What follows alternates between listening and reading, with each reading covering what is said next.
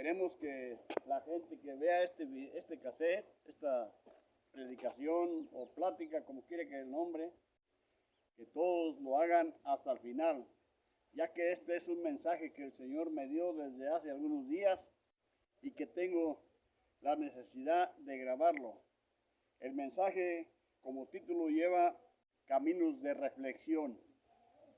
¿Por qué digo caminos de reflexión? Porque la palabra del Señor nos enseña desde el primer momento que hay caminos que al hombre le parecen derechos, mas el fin de ellos es la muerte. La Escritura nos enseña en el libro de Proverbios, el capítulo 16 y el verso 25, ese texto.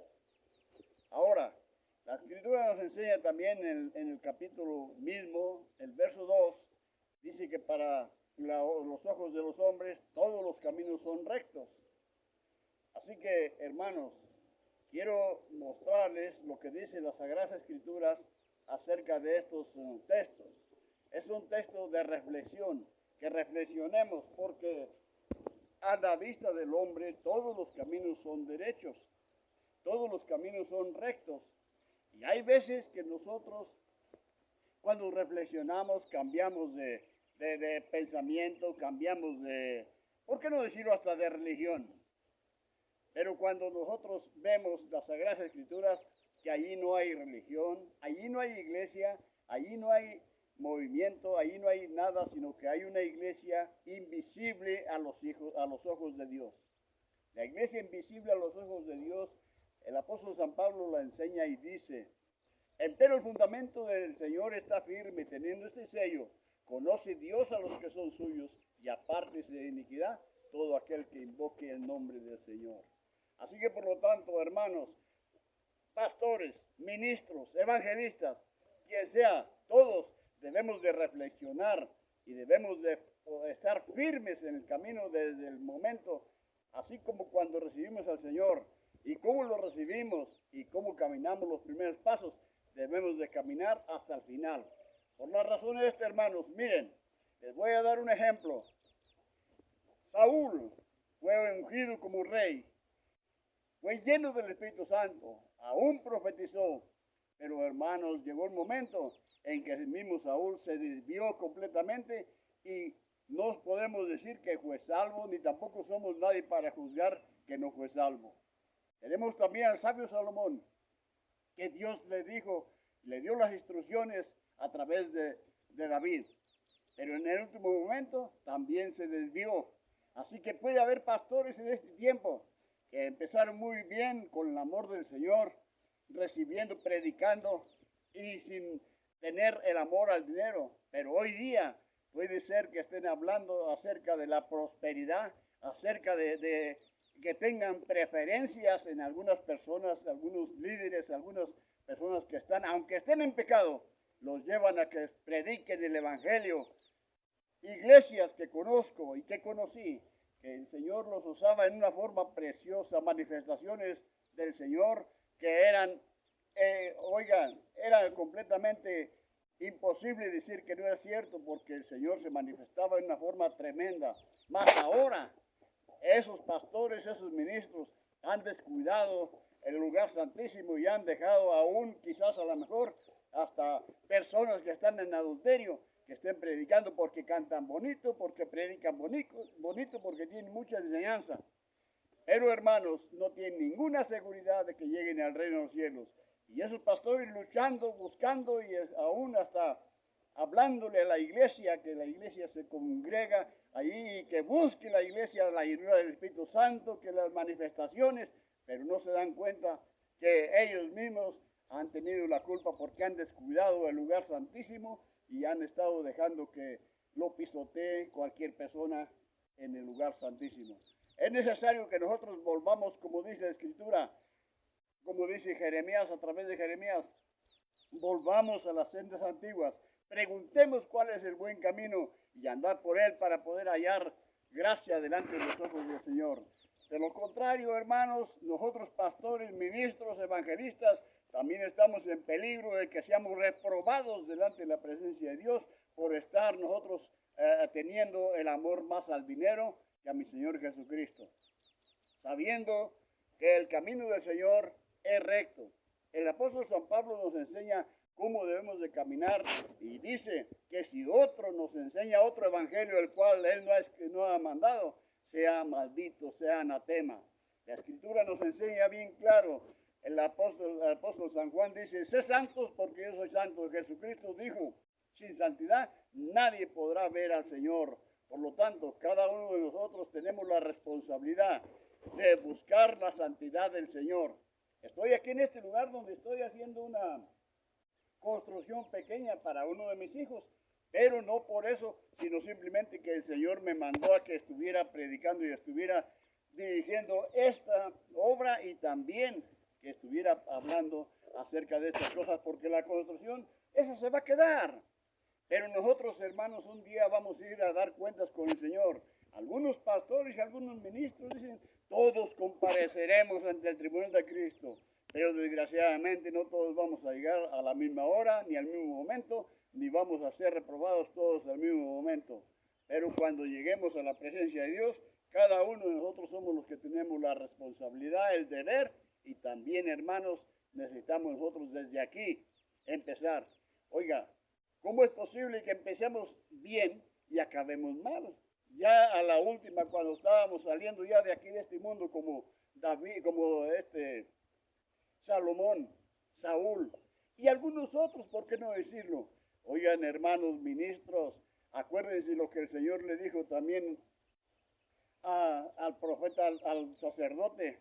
También lo reprobó, lo quitó de su sacerdocio por causa de que no reprendió a sus hijos, no les estorbó cuando estos andaban mal.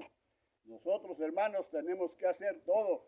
Algunos ministros, aún hasta del púlpito, dicen, ya los hijos están grandes, ya tienen su propia responsabilidad. Pues no, mi hermano, la palabra de Dios nos enseña y nos dice que herencia de Jehová son los hijos y que necesitamos nosotros hablarles, estorbarles cuando estén haciendo cosas malas y que nunca dejemos de hablarles de la palabra de Dios, aunque estén viejos.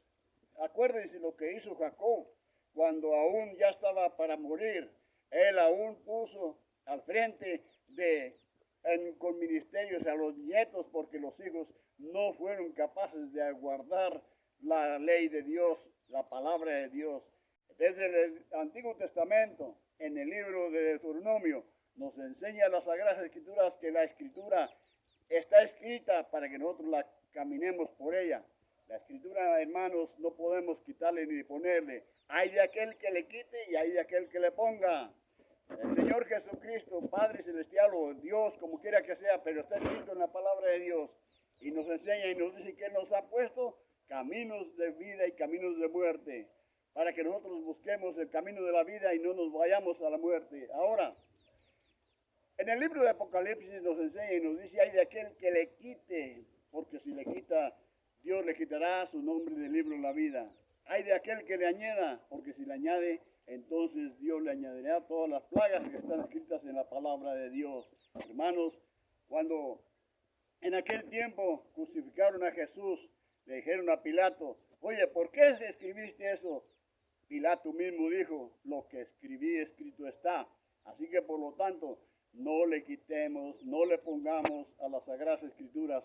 Hermanos, ahorita se nos hace muy fácil decir, Dios es misericordioso, Dios con su misericordia nos perdona. Sí, nos perdona. Pero el mismo Señor Jesucristo dijo, miren, mi paz os dejo, mi paz os doy, no como el mundo la da, yo la doy. Pero también dijo estas palabras, ¿por qué me llamas Señor, Señor y no haces lo que yo te digo? ¿Por qué todo aquel que me diga Señor, Señor tiene que hacer la voluntad de mi Padre que está en los cielos? Porque la Escritura dice que no todos van a entrar al reino de los cielos, solamente los que hagan la voluntad del Padre que está en el reino de los cielos. Así que la voluntad del Padre es que nosotros caminemos conforme a las Sagradas Escrituras, que no nos apartemos ni a diestra ni a siniestra.